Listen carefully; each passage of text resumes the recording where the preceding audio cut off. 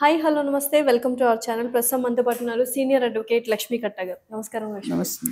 అసలు ఏంటి ఇప్పుడు ఏ ఛానల్ ఓపెన్ చేసినా, ఏ సోషల్ మీడియా ప్లాట్ఫామ్ ఓపెన్ చేసినా బెట్టింగ్ యాప్స్లో ఎఫ్ఐఆర్ ఫైల్ అయింది.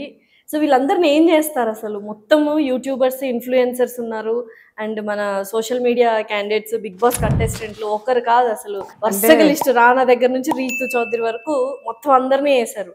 ఏంటి అసలు? యాక్చువల్లీ ఇప్పుడు ఇది ఆరంభ సౌరత్వం కాకుండా దీన్ని ముందుకు తీసుకెళ్లవలసిన అవసరం చాలా ఉంది. ఆరంభ సౌరత్వం అని ఎందుకని అంటున్నాం అంటే డ్రగ్ కేసు కూడా అలా అయింది. అంటే డ్రగ్స్ తీసుకునే సెలబ్రిటీస్ ఎవరైతే ఉన్నారో వాళ్ళందరినీ కూడా ఇట్లా చేస్తే ఎవరిని వదిలిపెట్టారు చట్టం అనేది, పోలీసు అనేది అంత స్ట్రాంగ్ గా ఉంటారని చెప్పేసి అప్పుడు అందరూ అనుకున్నారు. తర్వాత అదేమైపోయిందో తెలియదు. ఫస్ట్ అంటే హానెస్ట్లీ మాట్లాడుకోవాలనుకుంటే పోలీస్ డిపార్ట్మెంట్ అని కానీ గవర్నమెంట్ అని కానీ మనం అందరూ ఆన్ బిహాఫ్ ఆఫ్ పబ్లిక్ మనం రిక్వెస్ట్ చేసేది ఏంటంటే దీన్ని ఇంకా స్ట్రాంగ్ గా ముందుకు తీసుకెళ్లి సమాజంలో అనార్థాలకి, అరాచకాలకి, జనాల యొక్క నాశనం కాకుండా ఉండడానికి ఈ సెలబ్రిటీస్, ఇన్ఫ్లుయెన్సర్స్ అని ఎవరైనా చెప్పుకుంటున్నారో ఎవరైనా ఒకటే చట్టానికి అతిథులు కారని చెప్పేసి వాళ్ళకి ఇవ్వాల్సిన పనిష్మెంట్ యాజ్ ఫర్ లా ప్రకారం ఇచ్చి దీన్ని ముందుకు తీసుకెళ్లాలని కోరుకోవాలి.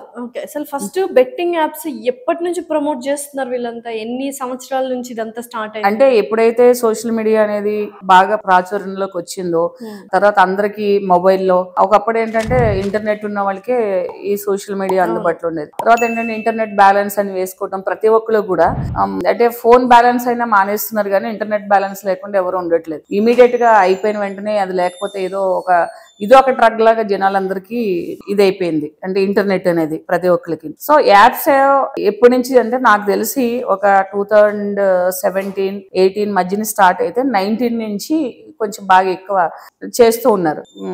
దీని మీద కాన్సన్ట్రేట్ చేసి యాప్ అంటే ఏంటి, దీంట్లో చేస్తే వస్తుందని తెలుసుకోవడానికి కొంత టైం పట్టింది. సో ఒక 1000 మంది 1500 మంది చనిపోతేనే గానీ చట్టానికి, ప్రభుత్వానికి దృష్టికి రాలేదు. ఎంతమంది సుమారుగా అన్నారు? సుమారుగా 1000 మంది చనిపోయారంటారు. నాకు తెలిసి సుమారుగా అంటే చనిపోయిన వాళ్ళు విక్టిమ్స్ కలిసి చాలా ఎక్కువ మంది ఉన్నారు. చనిపోయిన వాళ్ళు ఒక 400-500 మంది దృష్టికి రారు. అంటే ఇప్పుడు పరువు తక్కువ అని చెప్పి ఆర్థిక బాధల వల్ల, ఆర్థిక ఇబ్బందుల వల్ల కుటుంబం చనిపోయింది, లేకపోతే ఒక అతను సూసైడ్ చేసుకున్నాడు, లేకపోతే ఒక అతను ఇలా చేశారని మనం చెప్పుకుంటాం. కానీ ప్రతి ఒక్కరు బెట్టింగ్ యాప్స్ లో నేను పెట్టానని ఇంట్లో చెప్పుకోరు, అతను కూడా చెప్పరు.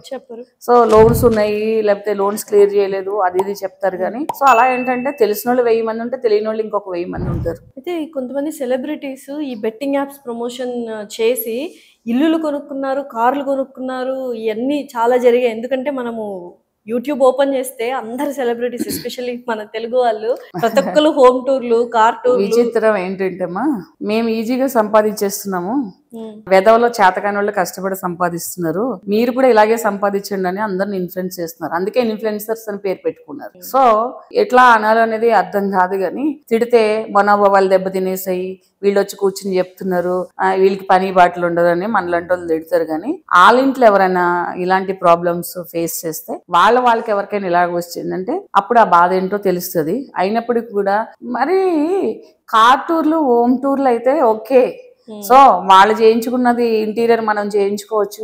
పర్ఫ్యూమ్స్ టూర్, తర్వాత స్కాచ్ అంటే ఈ తాగుడుకి సంబంధించిన ఇంత ఆల్కహాల్ టూర్, మా హస్బెండ్ కొనుక్కున్న స్కాచ్ ఇది ఫారెన్ నుంచి తెచ్చుకున్న గాగుల్స్ టూర్, అంటే ఇది మామూలుగా అర్థమయ్యే ఉంటుంది వాళ్ళకి, గాగుల్స్ టూర్. తర్వాత ఏంటంటే ఫ్రాక్స్, జనరల్లీ అసలు బాత్రూమ్ టూర్లు. వీళ్ళు ఎవరైతే ఈ బెట్టింగ్ యాప్స్ చేస్తున్నారో అందులో కొంతమంది మరి ఫుల్ బాడీ కవరింగ్ క్లోత్స్ వేసుకుంటే, ఇప్పటి వరకు నేను అలాంటి క్లోత్స్ వేసుకున్నాను కానీ ఇప్పుడు స్లీవ్లెస్ చాలా ఎంత కంఫర్టబుల్ ఉందో నాకు అర్థమవుతుందని. అసలు వీళ్ళు ఈజీగా అర్థం చేయడానికి ఏ స్టేజ్ కైనా వెళ్ళిపోయేసేసి వెనకాల వాళ్ళని కూడా ఇన్ఫ్లుయెన్స్ అని పేరు పెట్టుకుని చాతకాని దద్దమ్మలు, అర్థం చేసుకునే వాళ్ళు, జీవితం వాల్యూ తెలియని వాళ్ళు, కష్టం వాల్యూ వాళ్ళు టీవీల మీద కూర్చొని ఫోన్లు చేత్తో పట్టుకుని వాళ్ళు నాశనం అయ్యేది కాకుండా ఈ బెట్టింగ్ యాప్స్ ఆడేవాళ్ళు అమాయకులు కొంతమంది అయితే ఈజీ అర్నింగ్స్ కోసం అని కొంతమంది ఏదైనా తప్పు దోవలేకపోవడానికి వీళ్ళందరూ కారణం. కాబట్టి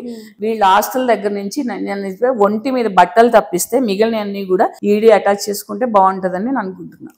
ఈడీ అటాచ్ అవుతుందని అనుకుంటున్నా. అంటే ఈడీ ఎంటర్ అయిందంటే ఎన్ఫోర్స్మెంట్ డైరెక్టరేట్, అది వాళ్ళు అంటే పెద్ద వాళ్ళ ఆస్తులే కూడా ఎప్పుడైనా ఇల్లీగల్ గా అంటే వాళ్ళ ఆదాయానికి మించి ఫినాన్షియల్ క్రైమ్స్ లో ఇలాంటి ఇల్లీగల్ యాక్టివిటీస్ లో డబ్బులు సంపాదించి రాష్ట్రానికి కానీ దేశానికి కానీ లేకపోతే దేశంలో ప్రజలకు కానీ అన్యాయం జరుగుతుంటే కనుక ఈడీ ఎంటర్ అవుతుంటుంది. అంటే చట్ట ప్రకారంగా ఉల్లంఘన చేసిన వాళ్ళు. ఇప్పుడు తెలంగాణ గేమింగ్ యాక్ట్ ఉంది. దాని ప్రకారం ఏంటి, ఇలాంటి గేమ్ ని ప్రోత్సహించిన వాళ్ళు, ఇలాంటి గేమ్లు ఆడేవాళ్ళు, డబ్బు పెట్టి ఆటలాడేవాళ్ళు ఈ 10 సంవత్సరాలు శిక్ష పడుతుందనేసి ఆ తెలంగాణ గేమింగ్ యాక్ట్ లో వీళ్ళకి అవేర్నెస్ లేదా? ఈ so call celebrities, Bigg Boss వీళ్ళందరూ 10 మంది తప్పు చేస్తే అందులో ఒకరికి ఇద్దరికి ఉండదు. తెలియదండి గేమింగ్ యాక్ట్ అనేది. చదువుకున్న వాళ్ళు ఎవరున్నారు? బెట్టింగ్ అంటే ఏంటి అసలు? దాని అర్థం ఏంటి? ఎవరు బర్రెలను కాసుకున్న వాళ్ళు, మేకలను కాసుకున్న వాళ్ళు చెప్తారు బెట్టింగ్ అంటే ఏంటి అనేసి. ఇప్పుడు కొన్ని వర్డ్స్ కి ఎలాగైతే చదువుకున్న వాళ్ళు కూడా దానికి ఇంగ్లీష్ తెలుగు మీనింగ్ తెలుస్తుందో, బెట్టింగ్ అంటే అర్థం అయిపోతుంది కదా. బెట్టింగ్ యాప్ ఇంకా దాని గురించి క్లియర్ గా అర్థం కావాల్సింది ఏముంది, చదువుకోవాల్సింది ఏమున్నది. సో సంపాదించేసి చేసేసి మాకు తెలియలేదంటే అదే లాగిపెట్టి చెంపదెబ్బ కొట్టేసి సారీ అంటే ఓకే ఎక్స్క్యూజ్ చేయొచ్చేమో గానీ, ఒక ప్రాణం పోయిన తర్వాత, ఒక కుటుంబం రోడ్డు మీదకి వచ్చిన తర్వాత దాని నుంచి ఇంకా 10 కుటుంబాలు నాశనం అయిపోవడానికి అవకాశం ఉన్నప్పుడు సారీ అని చెప్పేసి ఈజీగా పోయేదైతే కాదు. అర్థం కాలేదు, చేయలేదు అనుకోవడం అది వేస్ట్.